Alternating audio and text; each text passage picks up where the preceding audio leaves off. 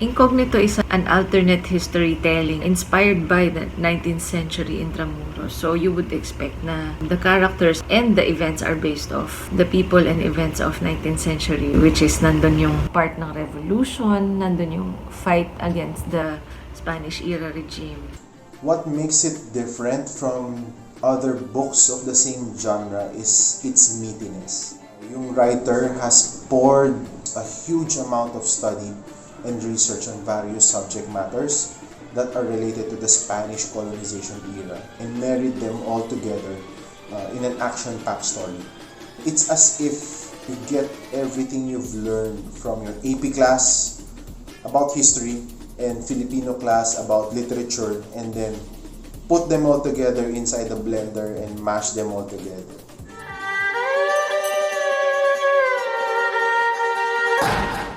Sa Incognito 11, bilang pasasalamat sa aking mga readers ng Incognito at sinusubaybayan niyo po talaga yung seryeng ito. Ito po ay isang espesyal na edisyon kung saan inyong maririnig ang inyong binabasa. I've heard in a sense that it is already called augmented reality. Wow! So mababasa mo at maririnig mo ang inyong binabasa at the same time.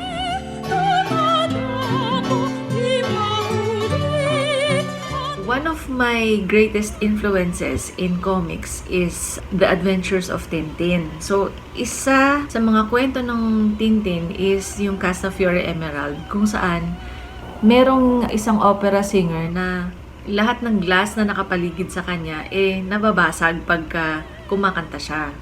So, ako naman, as a kid, I was wondering, ano kaya yung tunog nun nung binabasa ko, no? So, dumating ako sa point na sana balang araw meron akong magawa na comics na maririnig ko. Ito na tayo ngayon, malaki na ako at naging isang visual storyteller din ako sa pamamagitan ng comics. Hindi ko pinalampas yung opportunity na yon, especially during this time na the story calls for it.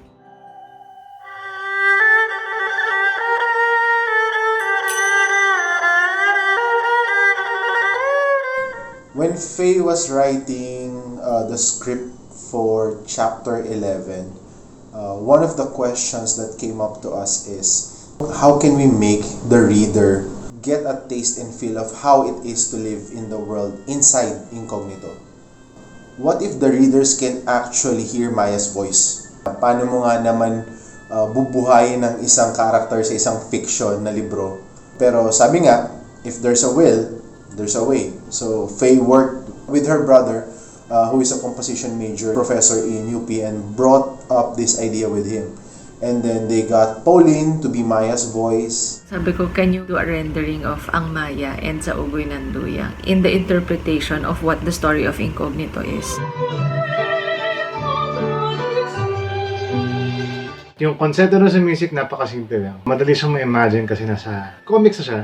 Pero unang-unang ginawa ko, yung strip ko nasan yung QR code, tinart ko yung time from there. And then dahil nga nagbabago yung scenes, tinry ko siya approximate. At yun yung naging basis ko for the music.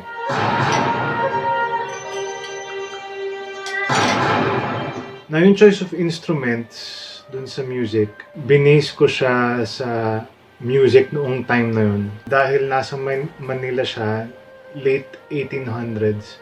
Madami na nag-emerge na musicians. Karamihan sa kanila ay galing sa simbahan. Heavily influenced na ng Espanya yung musika natin sa Pilipinas. At isa dun sa mga instrumentong naisip ko ay yung bandurria. And I incorporated that with the music na inyong naririnig sa augmented reality comics na ito.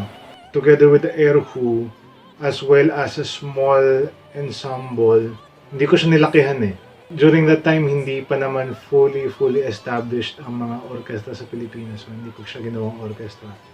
Malamang sa malamang ay maraming musicians. Pakonti-konti ay tumutugtog sa mga ganun klaseng palabas nung araw. Kaya may marinig ka ibang parts na strings, ibang parts na guitar dahil yung octavina ay string instrument, kasama niya lagi yung, usually kasama niya yung gitara. Naglagay ako ng madaming mga booms, yung tawag ko dun, mga hits na mas nakadagdag ng excitement. At tinahi ko lahat yun with the vocals para maging very haunting yung experience while listening to the music. So, ito ang sensitive niya ba?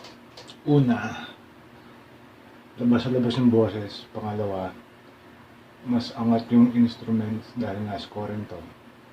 And then, voice will be underneath everything.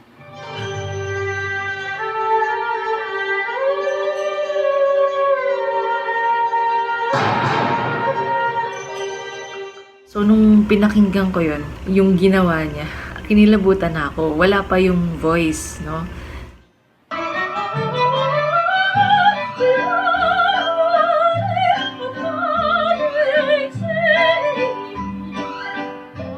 Nung inimbitahan ako na humanta para sa isang comics na project, naintriga agad ako dun sa idea na, uy, may kanta at tugtog yung mga litrato. Nung pinakinggan ko, naka-imagine agad ako ng story. Yung music, nagbigay buhay siya dun sa kwento. Although, nung unang beses kong pinakinggan, hindi ko pa naman alam yung kwento. Pakiramdam ko nandun ako sa kwento. Nung kinakanta ko siya, kahit hum lang siya or background yung purpose nung part na kinanta ko dito, parang ako yung isa sa mga karakter dun sa kwento.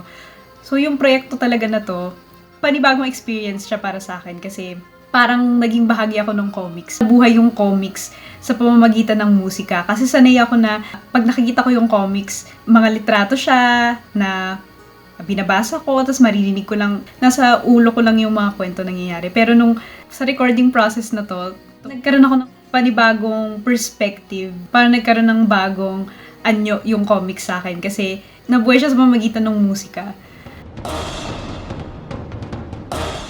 The challenge I experienced in doing this chapter is that I am looking at a story now from 3 dimensions. You have the story, the image, and the sound.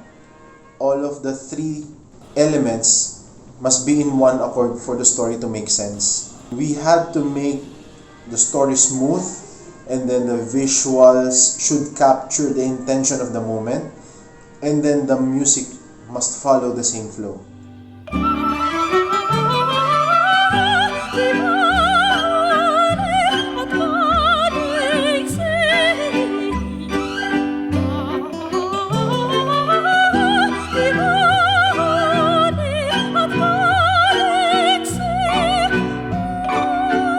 Napakaganda ng rendering ni Mayumi, and you can see how talented she is and how joyful her song is, but at the same time merong melancholy doon sa mga hums niya. And ang ganda nung gelling ni AJ at saka ni Pauline dito sa piece na ito. I like that it was both beautiful and haunting at the same time.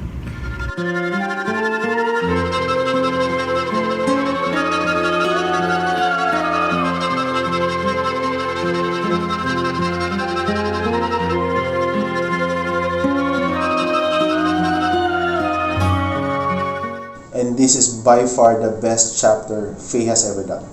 It gives you a taste of the world inside Intramuros. Some floating questions get answered, new ones come up, and it's as if Faye is setting up a chessboard, and in this chapter she is starting to put the pieces on the table one by one. I would definitely say 11, you have a full experience which I think you have never seen it, such a thing, from other comic book. So, inaanyayahan ko po kayong lahat na bumili at magbasa ng aming obra, ang Incognito 11, Oyayi. At kung hindi pa po ninyo nasisimulan yung serye, simulan nyo po. Sana basahin nyo po ang Sariling Ate.